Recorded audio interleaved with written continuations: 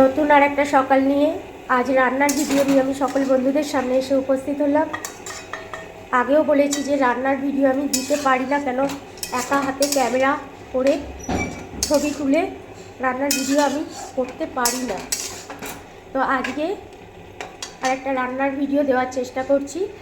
আমার এখানে হচ্ছে শীষ পালং, সবজিগুলো সব ভেজে নিয়ে বড়ি দিয়ে এখানে হচ্ছে শীষ পালং, আর এখানে করছি হচ্ছে আমরা মালপোয়া। প্রথমে উঠছিল না, তারপরে এখন মালপোয়াগুলো উঠছে। এই যে গোলাটা করে এখন বোন এদিকে মালপোয়াটা ভাজছে, আর এইখানে শীষ পালংটা আমি করছি। শীতকাল মানেই হলো বিভিন্ন রকমের শাক সবজি, খেতেও ভালো লাগে আর কড়াটাই গুছিয়ে নিয়ে সময় সাপেক্ষ ব্যাপার। তো যাই হোক,